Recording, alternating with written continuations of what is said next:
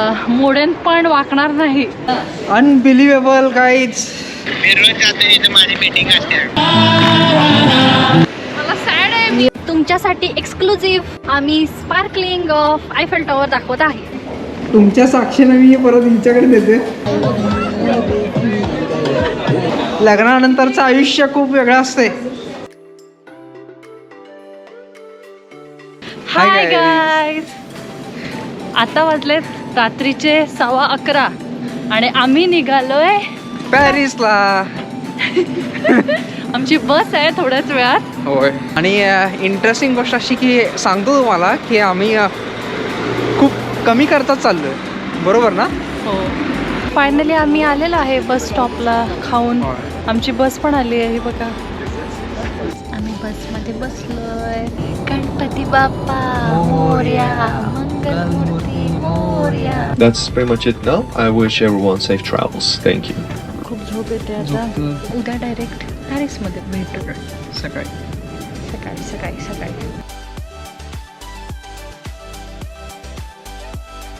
Finally पॅरिसला पोहोचलोय. या ट्रिपमध्ये आम्हाला एक गाईड पण दिलेला होता, फक्त थोड्या वेळासाठी, ज्याने बसमधूनच आम्हाला प्लेसेस दाखवल्या आणि मग आम्हाला ट्रोकादेरो पॉईंटकडे सोडलं, जिथून आयफेल टॉवरचा खूप छान व्ह्यू दिसतो. हॅलो, तर आता आपण आलो आहे आयफेल टॉवरला. इतकं पाऊस पडतोय.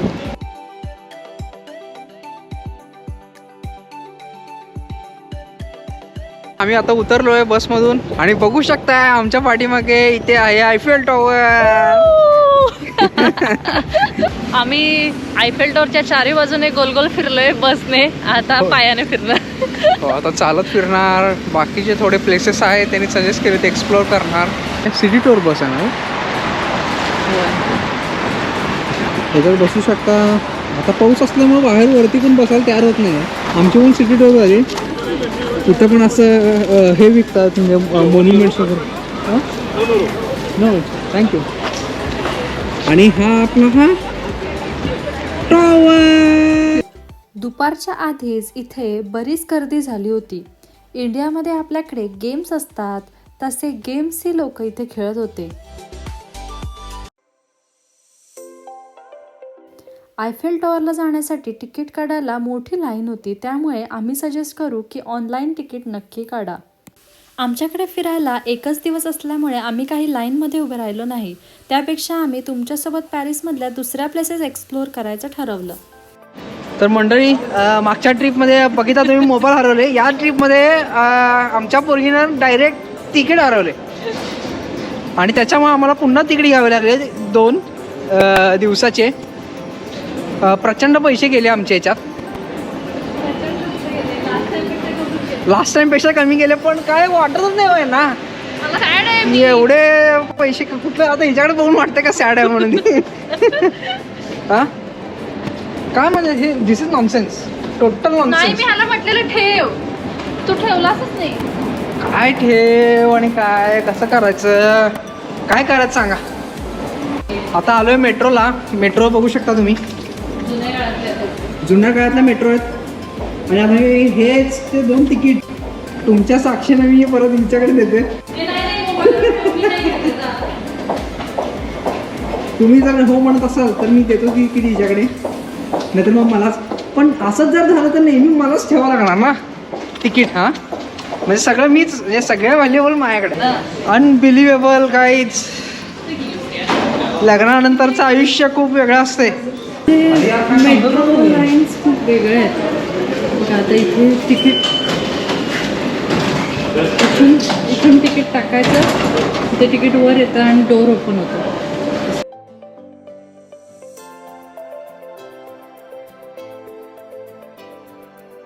आम्ही जनरली मोबाईलच्या मागच्या कव्हरमध्ये तिकीट्स ठेवतो, ट्रेनचे, बसचे, कुठले पण असले तरी. आणि आता आम्ही सेम केलं, पण त्यामुळे जेव्हा आम्ही तिकीट आतमध्ये मशीनमध्ये टाकत होतो ना, तेव्हा ते वर्कच झालं नाही. मग तिथे एक सर्व्हिस पॉईंटचा एक रिस्पॉन्सिबल पर्सन होता, त्याला आम्ही विचारलं की आमचं तिकीट वर्क होत नाही आहे. तर तो बोलला की ह्याचं रिझन असं आहे की तुम्ही ते मोबाईलमध्ये ठेवू शकत नाही किंवा कॅमेराच्या जवळ ठेवू शकत नाही, त्यामुळे ते डिॲक्टिवेट होतं. तर आमचे मेट्रो आले. थांबा थांबा थांबा.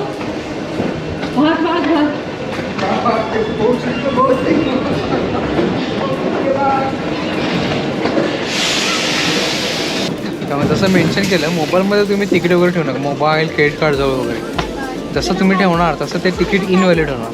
सर्व्हिस पॉईंटचे डिस्कस करा होत नसेल तर, आणि त्यांनी परत ते ॲक्टिवेट करून दिलं आम्हाला तिकीट.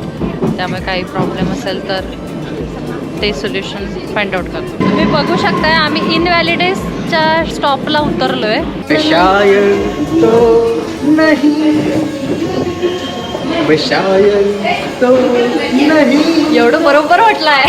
मगर हंसी जब तुमको देखा मैंने जाना तुझको शायरी आ गई. पीयू मध्ये एक कला आहे की तो कुठलंच गाणं 4 लाईनच्या पुढे किंवा 2 लाईनच्या पुढे बरोबर म्हणू शकत नाही.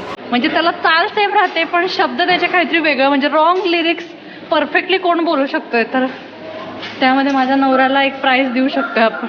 आणि तो एवढा कॉन्फिडेंटली बोलतो की जसं काय त्यांनी बोललेलं लिरिक्सच राईट आहे असं वाटतंय. यानंतर आपण चाललोय नेपोलियन राजाची समाधी बघायला. या समाधीबद्दल एक खूप इंटरेस्टिंग गोष्ट आहे, ती मी थोड्याच वेळात तुम्हाला सांगते. तर एक नंबर आहे सगळं. आजचं वेदर पण छान होत आहे. तिकडच तुम्हाला ते आयफेल टॉवर पण दिसतोय का वरती, ते एक टॉवर दिसतो ना, तो आयफेल टॉवर आहे. तो जरी तुम्हाला टीव्हीचा तो अख्ख्या सिटीत कुठं पण फिरला कुठं ना कुठं तरी दिसणार. तर या वास्तूचा कळस किंवा घुमट पूर्ण सोन्याने बनलेला आहे. चला तर आता इथे आत जाऊया.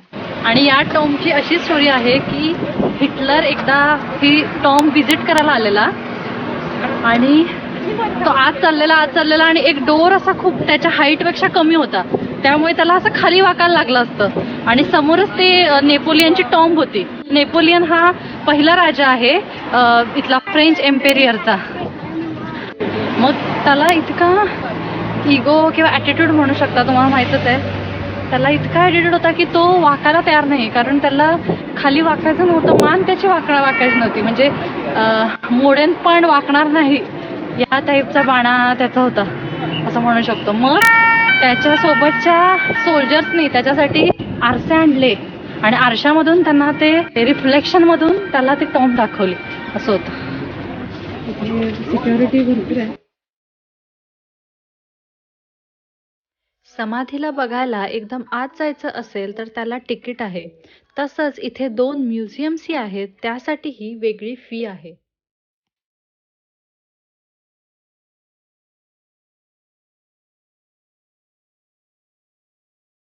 ही समाधी बघून झाल्यावर आम्ही इथूनच जवळ असलेल्या एका प्रसिद्ध ब्रिजवर गेलो.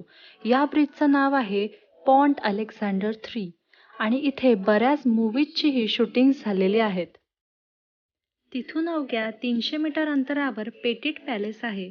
याला पॅरिस म्युझियम ऑफ फाईन आर्ट्सही म्हणतात. या बिल्डिंगचं आर्किटेक्चर कलाकुसर नक्कीच लक्ष वेधून घेते. ही बिल्डिंग बनायला जवळजवळ 20 वर्षे लागली.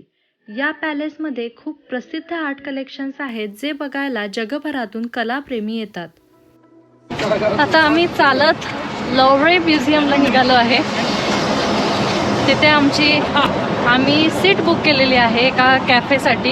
इथला खूप फेमस कॅफे आहे तो. इथल्या प्रसिद्ध सगळ्यात मोठ्या लोव्रे म्युझियमला पोचण्याआधीच एंट्रन्सपासूनच त्या म्युझियमचे खूप मोठे सुंदर गार्डन्स चालू होतात.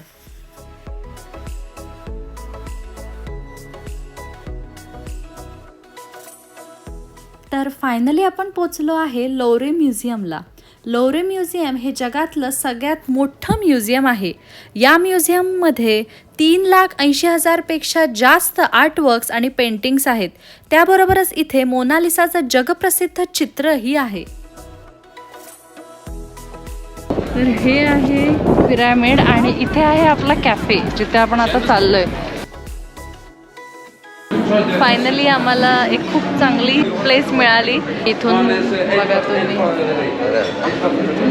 व्ह्यू दिसते, पिरॅमिड दिसते.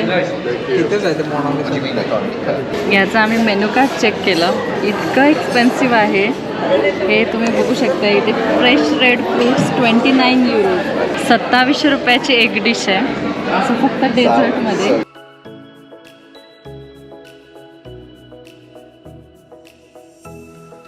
या कॅफेचं इंटिरियर, आर्किटेक्चर, कलाकुसर खूपच सुंदर आणि रॉयल होतं. तसंच इथून दिसणारा लोरे पिरॅमिडचा व्ह्यूही लक्ष वेधून घेणारा होता. बघितलंय ते मी रोज जातो इथं माझी मीटिंग असते. अरे ये तुझा फोटो काढतो मैऱ्या, ये इथं बघ, नीट बघ जरा. अरे दिसना, अंधार दिसतोय ना. भांडे ये, तुझा पण फोटो काढतो. ते पण राहिले दोघी. आता एका ठिकाणी चाललोय आम्ही. पॅनोरामिक व्ह्यू बघायला. तिथून पॅनोरामिक व्ह्यू दिसतो आयफेल टॉवरचा आणि पॅरिस सिटीचा वरून. तर बघूया ते ओपन आहे का. इथून आहे, जवळच आहे ते, 20 मिनिटं लागतात. त्यामुळे आता निघालोय तिकडे. तर आम्ही पोचलो या बिल्डिंगला. ही बघा, ती बिल्डिंग, ही वाली 7व्या मजल्यावर जायला लागतं. या बिल्डिंगच्या रूफटॉपवर आम्ही जाणार आहे, जे की फ्री आहे जाणं, त्यासाठी पैसे लागत नाहीत. हा ॲक्च्युली मॉल आहे. हा मॉल आहे खरं तर.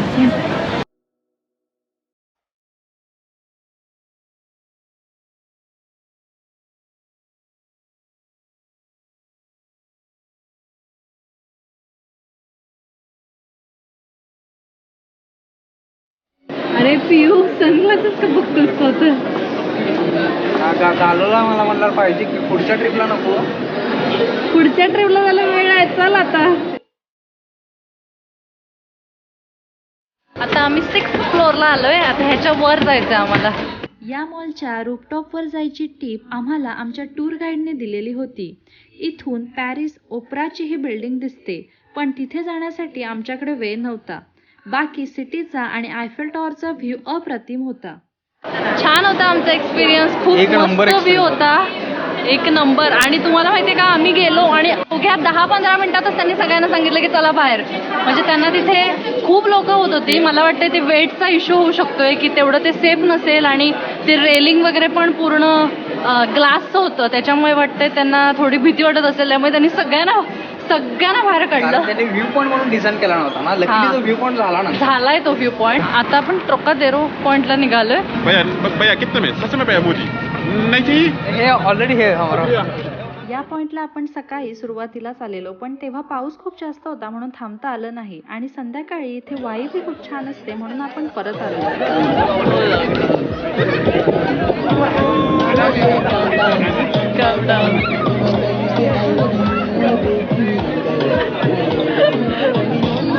नेक्स्ट टाइम आम्ही तुम्हाला आयफेल टॉवरच्या टॉप वरून कसं दिसतं ते दाखवतो. यावेळी आम्हाला वेळ मिळाला नाही तिकीट काढायला आणि जायला, पण आम्ही नक्की येणार आहे परत फॉर शुअर.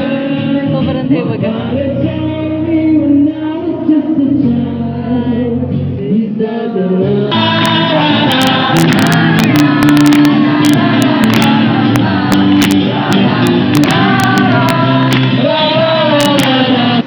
निघालोय. आणि चांगली गोष्ट म्हणजे ही आमची ट्रिप 5,000 रुपयात झालेली आहे पर पर्सन. म्हणजे दोघांचे मिळून 10,000. त्यामुळे जर तुम्हाला पॅरिसला यायचं असेल तर खूप स्वस्तात तुम्ही येऊ शकता. आम्ही डिसल्डॉफ वरून पॅरिसला आलोय. आणि डे ट्रिप बऱ्यापैकी पार्ट्स कव्हर होतात, जसं आम्ही कव्हर केलं तसं. हो, डे ट्रिप मध्ये म्हणजे आम्ही एका दिवसातच सगळं कव्हर केलं. प्लस त्यांनी आम्हाला थोडं दाखवलं स्वतःच्या टूर गाईडने त्यांच्या, आणि ते आम्हाला खूप हेल्पफुल झालं. कारण त्याने बरेच पॉईंट आम्हाला सांगितले की तुम्ही इथे जाऊ नका, इथे हे करा, इथे म्हणजे तुमचे पैसे कसे वाचतील, की तुम्ही म्युझियमला उगाच पैसे देत बसण्यापेक्षा, कारण ऑलरेडी इथं सगळं एक्सपेन्सिव्ह आहे, आणि ते सोडून अजून एक्स्ट्रा पैसे देण्यापेक्षा तुम्ही पैसे कसे वाचवू शकता, हे त्याने खूप छान टिप्स दिले आम्हाला. आणि ते ट्रिपमध्येच इन्क्लुडेड होतं, त्यामुळे आम्हाला काही पैसे द्यावे लागले नाहीत त्यासाठी वेगळे. आणि एक इम्पॉर्टंट गोष्ट म्हणजे पूर्ण पॅरिस सिटीमध्ये रोड कॉर्नर्सवर असेच सुंदर सुंदर कॅफेज आहेत. तेव्हा चिकू दमले आपली. आणि तुमच्यासाठी एक्सक्लुझिव्ह आम्ही स्पार्कलिंग ऑफ आयफेल टॉवर दाखवत आहे. बघा,